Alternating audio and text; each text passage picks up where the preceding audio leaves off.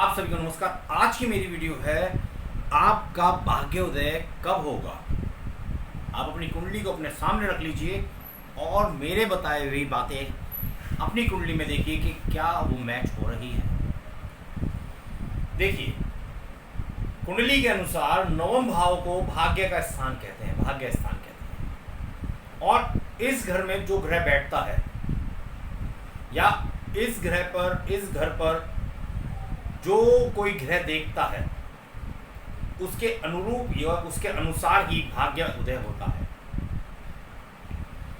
इस घर का स्वामी जिस घर में बैठ जाता है उससे भी भाग्य जो प्रभावित हो जाता है। नवम भाव की बात चल रही है। नवम भाव में बैठे हुए ग्रह बताते हैं कि हमारे जीवन में कब धन और सुख आएगा, कब भाग्य जो है हमारा उदय हो जाएगा और हम आगे बढ़ते चले जाएंगे। देखिए, किसी भी व्यक्ति की जन्म कुंडली में माफी चाहूंगा, 9वें भाव में जो कर्म का और भाग्य स्थान होता है उसमें अगर बृहस्पति बैठे हैं तो उस व्यक्ति का भाग्य उदय 16 वर्ष की आयु में हो जाएगा। ऐसा बहुत अधिक देखा गया है।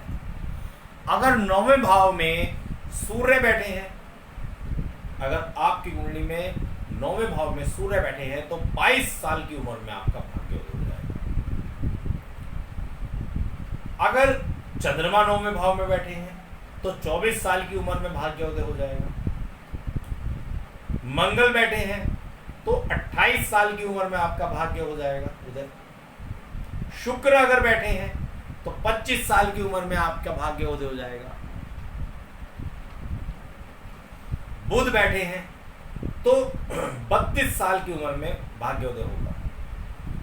शनि महाराज बैठे हैं तो 36 साल की उम्र में भाग्योदय होगा। और अगर राहु और केतु में से कोई बैठा है तो उसके लिए भाग्योदय होगा 42 वर्ष की आयु में। जिस व्यक्ति के भाग्य स्थान में सूर्य होता है वो व्यक्ति स्वाभिमानी होता है और उसकी जो आकांक्षा है, मतलब जो इच्छाएं हैं उसकी, वो बहुत ज्यादा होती हैं। 22वें वर्ष में उसका भाग्योदय होता है और ऐसा व्यक्ति जो होता है वो राजनीतिक और सामाजिक कार्यों में बढ़ चढ़कर हिस्सा लेता है और उसकी आर्थिक स्थिति जो होती है वो बहुत अच्छी होती है। अब चंद्रमा की बात करते हैं। चंद्रमा अगर आपकी कुंडली के 9वें भाव में है तो आपकी कुंडली में भाग्योदय जो हो रहा है उसका वो होगा 24 वर्ष की उम्र में। ऐसा व्यक्ति जो होगा वो दयालु प्रवृत्ति का होगा, धार्मिक प्रवृत्ति का होगा और जल से जुड़े हुए क्षेत्र में इसको मतलब जल संबंधी अगर वो काम करेगा और उससे लाभ होगा और साथ ही अपने जो घर से, जन्म स्थान से दूर जाकर ये तरक्की करेंगे।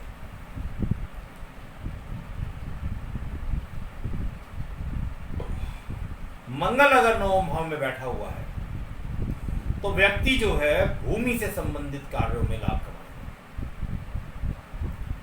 और ये अपने जन्म स्थान पर ही अच्छी मतलब इसे बहुत ज़्यादा कामयाबी प्राप्त होती है। और मंगल अगर 9वें भाव में होते हैं, कुछ कई बार ये भी देखा गया है कि जो व्यक्ति है वो कुछ गलत कार्य करने लग जाते हैं, जैसे ज़मीनों पर कब्जा कर लिया, उसमें उन्हें इस तरह से छीन लिया, हड़प लिया। तो थोड़ा सा इन चीज़ों से आप बचिएगा। बुध का 9वें भाव में होना ये दिखाता है कि व्यक्ति जो है वो कल्पनाशील है और अच्छा लेखन कार्य करने वाला, ज्योतिषी, गणितज्ञ और इनको पर्यटन यानी गाइड वगैरह इसमें इस क्षेत्र में इन्हें लाभ मिलता है और ये बहुत ज़्यादा प्रसिद्ध होते हैं।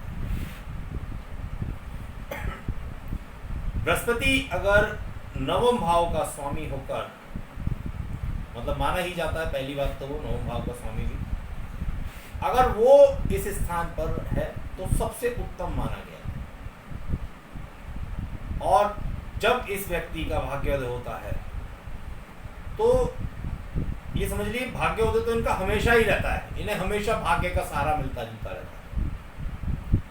और धन संपत्ति के साथ साथ इन्हें मान सम्मान यश कीर्ति भी प्राप्त होती है। भाग्य स्थान में अगर शुक्र है, वो भी गुरु की तरह है, अत्यंत शुभ माना गया है। और जो इस प्रकार अगर शुक्र स्थित है नवम भाव में, तो व्यक्ति की रुचि जो होगी साहित्य और कला में होगी, और इसके पास भी धन संपत्ति में कोई कमी नहीं होगी। भाग्य स्थान में शनि अगर है तो उस व्यक्ति की जो धन की कमाने की गति हो जाएगी, तरक्की की जो गति हो जाएगी वो धीमी हो जाएगी। ऐसे व्यक्ति जो होते हैं वो अपने जीवन का उत्तार्ध, मतलब बीच का समय और पहले का समय से, बीच का समय जो होता है वो पहले के समय से अत्यधिक सुखमय और खुशहाल होता है। इनका भाग्योदय जब होता है मतलब ये थोड़े नियम कायदे वाले व्यक्ति होते हैं, जिसका शनि अगर नवम भाव में बैठा होता है। और प्राचीन कोई मान्यता होती है कि जी हम सुबह निकलेंगे तो तिलक लगा के निकलेंगे, कोई भी कि माँ के पैर छू के निकलेंगे, मतलब जो पुरानी सभ्यता मान्यताएं हैं उन्हें मानने वाला होगा। और राहु केतु अगर इस स्थान में हो जाता है तो पहले ही बता दिया मैंने आपको 42वें वर्ष में भाग्योदय होगा उसका।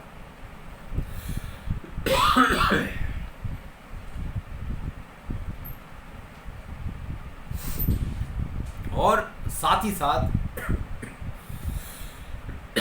माफी चाहूंगा, कोई ठंड लगती लगता है।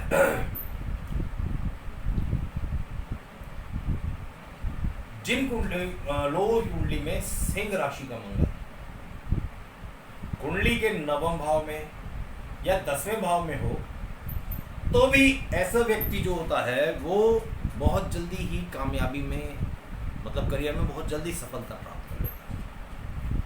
ये भी आप चेक करते रहिएगा अपनी कुंडली में। जिन लोगों की कुंडली में शनि और या बृहस्पति जो है वो वक्री होकर भाग्य स्थान पर बैठे हो, तो ये दशा जब आती है इन लोगों की, इन दोनों ग्रहों की, तो भाग्योदय होने का सबसे प्रबल मतलब समय होता है वो। जिन लोगों की कुंडली के अधिकतर ग्रह जो है कुंडली में 3रे भाव में या 10वें भाव में हो, तो व्यक्ति सौभाग्यशाली माना जाता है। और ऐसा व्यक्ति भी बहुत कम समय में सफलता को प्राप्त कर लेता है। बहुत आसानी से आप अपनी कुंडली में ये देख सकते हैं। जिस व्यक्ति की कुंडली में शनि से अगले भाव में, यानी शनि दूसरे में और 3रे भाव में अगर बृहस्पति है, तो ऐसा व्यक्ति 21-22 साल की उम्र में ही कमाने में लग जाता है। जिस व्यक्ति की कुंडली में, आप अपनी कुंडली सामने रखिएगा और इसे चेक करिए, जिस व्यक्ति की कुंडली में बृहस्पति मेष राशि में है, मंगल अपनी उच्च राशि यानी कि मकर राशि में है, और शुक्र जो है वो कुंडली के 9वें भाव में स्थित है, तो ऐसा व्यक्ति जो होता है अपने करियर में सफलता ऊंची, मतलब सफलता की ऊंचाइयों को छूता है। जब सूर्य और चंद्रमा कर्क राशि में हो, शुक्र जो है 8वें भाव में हो, मंगल 11वें भाव में हो, कोई भी लगन है, तो ऐसा व्यक्ति अपने जीवन की हर दिशा में सुख समृद्धि धन वैभव यश कीर्ति प्राप्त करता है। तो ये कुछ योग हैं जो आपको ये बताते हैं कि आपका भाग्योदय होगा या नहीं होगा। इस वीडियो में इतना ही। वीडियो अच्छी लगी तो लाइक कीजिएगा, दोस्तों में शेयर कीजिएगा, चैनल पर नए हो तो सब्सक्राइब करिएगा। प्रश्न अगर कोई मन में हो तो कमेंट्स में पूछिएगा। साथ ही साथ अगर मेरे से पूछना चाहते हैं तो मेरा व्हाट्सअप नंबर है 9654868881। 8881। व्हाट्सअप कीजिएगा, प्रश्न अपना कुंडली से संबंधित जो भी है वो मुझसे पूछेगा। चैनल पर नए हो तो सब्सक्राइब जरूर कर दीजिएगा। जय राम जी।